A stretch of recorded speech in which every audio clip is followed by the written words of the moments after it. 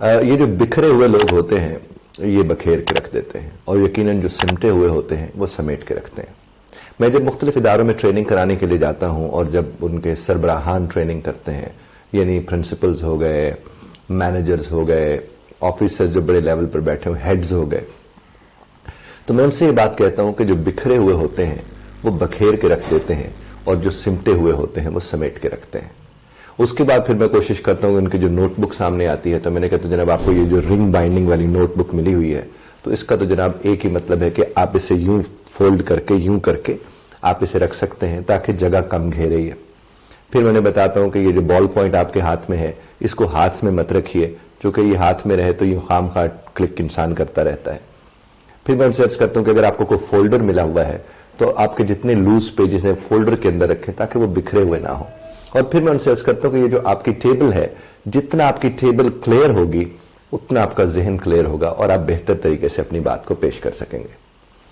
صرف اس بات کو ایک افسر کے ساتھ مت جوڑیے، آپ اپنے گھر کے ساتھ، اپنے رشتوں کے ساتھ، اپنے معاملات کے ساتھ جوڑیے۔ دیکھیں صاحب، جس طرح آپ نے دیکھا ہوگا جب ٹریفک جیم ہوتا ہے،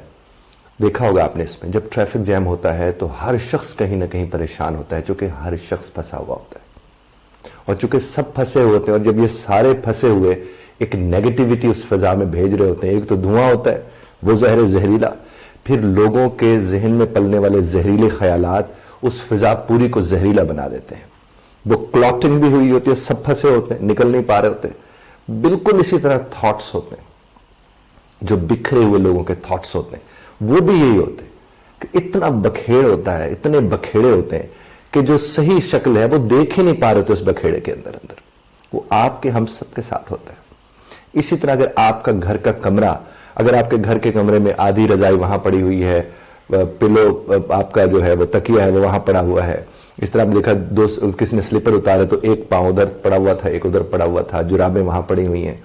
کتابیں ہیں بچوں کی تو وہ بکھری ہوئی ہیں، پینسلز ہیں تو وہ آپ کے پاؤں کے نیچے آ رہی ہیں۔ یہ سب کیا ہے؟ یہ بکھرا ہوا ہونا تو ہے۔ اب یہ ساری چیزیں مل کر آپ کے ذہن کو کہیں نہ کہیں خراب کر رہی ہوتی ہے، اور پھر آپ کو سمجھ نہیں آ رہا ہوتا کہ آپ کا ذہن کہاں سے خراب ہو رہا ہوتا ہے، اور اس کا نتیجہ یہ نکلتا ہے کہ پھر آپ اس سے الجھ پڑتے ہیں جس سے آپ کو الجھنا اس وقت نہیں بنتا ہے، ویسے تو کسی کے ساتھ نہیں بنتا،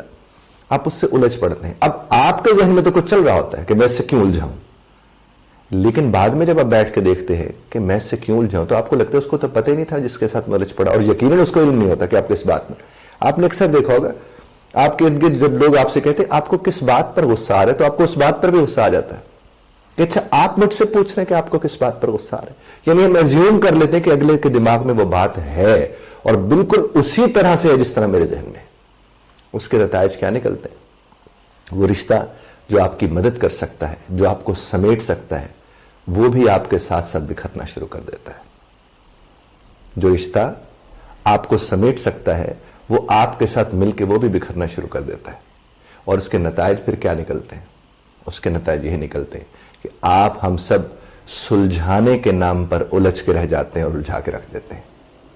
آپ ہم سب سلجھانے کے نام پر الجھتے ہیں اور پھر الجھ کے رہ جاتے ہیں اور لوگوں کو بھی الجھا کے رکھ دیتے ہیں۔ اس لیے صرف اس جملے کو جو میں نے ابتدائی میں عرض کیا تھا کہ جو بکھرے ہوئے ہوتے ہیں وہ بکھیر کے رکھ دیتے ہیں اور جو سمٹے ہوئے ہوتے ہیں وہ سمیٹ کے رکھتے ہیں، آپ اس کی توقیر کو، اس کی اہمیت کو ذرا سمجھنے کی کوشش کیجئے گا اور اپنی زندگی میں ادھر ادھر دیکھیے کہ کیا کس طرح سے چل رہا ہے۔ کچھ ایسے لوگ بھی ہوتے ہیں جو سارا دن چیزیں سمیٹتے سمیٹتے کڑتے رہتے ہیں، وہ سمیٹ نہیں رہے ہوتے، وہ بکھر رہے ہوتے ہیں۔ یعنی اگر گھر میں موجود والدہ صاحبہ یا والد صاحب یا بھائی بہن کوئی بھی اٹھتا ہے، 4 کھلونے زمین سے اٹھاتا ہے، اس کے ساتھ ہی کڑتا رہتا ہے، اسی طرح سے وہ ایک جگہ پر جاتا ہے کہ سامنے اس نے دیکھا وہاں 4-5 کپڑے پڑے ہوئے تھے، اس کو اٹھاتے وہ کڑ گیا، تو یہ کڑ جو رہا ہوتا ہے یہ سمیٹ تو رہا ہوتا ہے، سمٹ نہیں رہا ہوتا۔ کڑنے والا جو ہوتا ہے وہ کیا کر رہا ہوتا ہے؟ سمیٹ تو رہا ہوتا ہے لیکن وہ سمٹ نہیں رہا ہوتا، اس لیے وہ ہر وقت آپ کو غصے میں، ناراض، اداس، پریشان، چڑا ہوا، سڑا ہوا نظر آتا ہے۔ اس کی بنیادی وجہ صرف اور صرف یہی ہوتی ہے۔ آپ دیکھیے، آپ نے اگر سمیٹا ہے تو سمٹ جاؤ نا صاحب، آپ سمٹو گے تو سمیٹ سکو گے، اور اگر سمیٹ اس لیے رہے ہو کہ آپ سمٹ سکو گے تو پھر باقی لوگ بھی اسی اعتبار سے چیزوں کو دیکھنا شروع کر دیں گے۔ تو آپ کو دھیان سے اس چیز کو ذہن میں رکھنا ہے۔ بے شک چیزیں ٹھیک ہونی چاہیے لیکن اس کا مطلب یہ نہیں کہ آپ خراب ہوں اور وہ ٹھیک ہوں۔ جب آپ کسی چیز کو ٹھیک کر رہے ہیں تو آپ بھی ساتھ ساتھ ٹھیک ہوتے چلے جائیں۔ आपने अगर एक कमरे की अच्छी सफाई कर ली है तो उससे आपको खुशी होनी चाहिए, फरहत होनी चाहिए। लेकिन होता क्या है, अक्सर मैं देखे लोग सफाई करते हुए क्या कर रहे थे, सफाई तो हम कर रहे हैं, फिर 2 मिनट के बाद इसने खराब हो जाना है।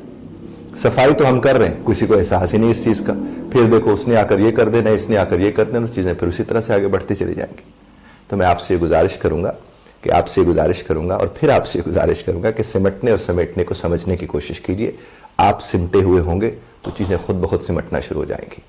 आप बिखरेंगे तो चीजें बखेर के रख देंगे। बहुत शुक्रिया। खुदा आपको और हमें सिमटे रहने की तौफीक अता फरमाए। आमीन सुम्मा आमीन।